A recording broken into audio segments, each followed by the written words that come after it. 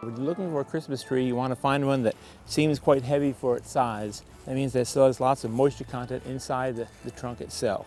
You can also take a branch and give it a little shake, and if a few needles fall off, that's natural, but if a whole lot of green needles fall off, that tree has gotten dried out and those needles will continue to fall over the Christmas season. This is a Fraser fir tree. It's one of the real premium trees, premium species that has very good needle retention and very good aroma. Balsam fir is a very close relative that's very similar to it. Douglas fir also has good needle retention but not as aromatic as the Fraser and the balsam firs. Unfortunately, these kind of trees don't grow in Kansas. They like a much further north climate. So our local Christmas tree growers grow mostly Scotch pines, which also can make a very nice Christmas tree.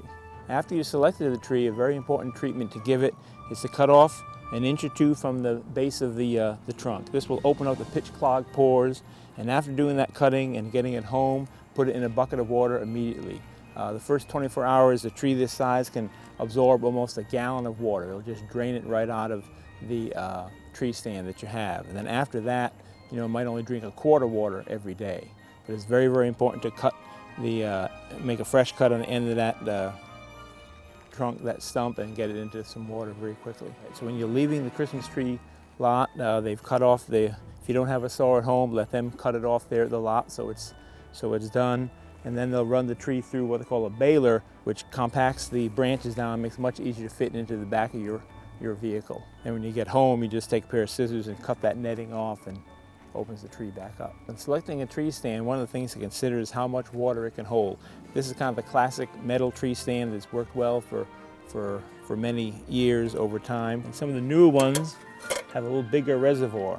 They can hold more water, they're a little more stable, shaped like a broad-based pyramid, and they all will have bolts that go into the side that you screw in and actually screw the bolt just into the edge of the trunk a little bit to hold it very, very firmly.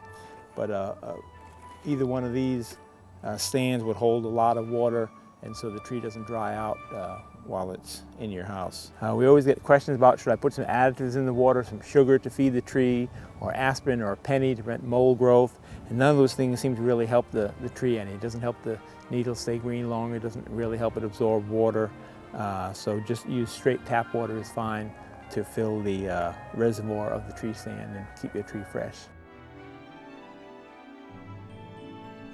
When you get your tree home, you want to find a location away from any hot water radiators or any hot air ducts. All those things can help dry out the foliage.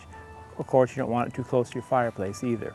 Find a quiet corner of the living room, set your tree up, and fill the reservoir with water at the base of the tree stand, and check it every day to make sure it still has water in it. The first 24 hours, the tree may absorb a gallon of water, and that's a lot of water for the tree to absorb. And then after that, it might be just a quart a day, but water it every day. So after the holidays, you may be wondering what's the best way to dispose of your Christmas tree.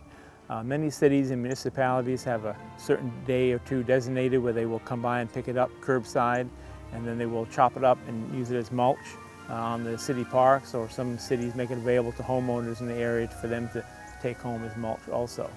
If you're in the Manhattan, Kansas area, out at Tuttle Creek State Park, they have a roped off lot available. You can just drop your tree off there, and they use it for the state fishing lakes, where they will anchor them and drop them into the state fishing lakes to improve fish habitat. It acts like a little mini coral reef and gives vegetation something to grow on, and attracts the small fish and the large fish, and improves the fishing out of the ponds.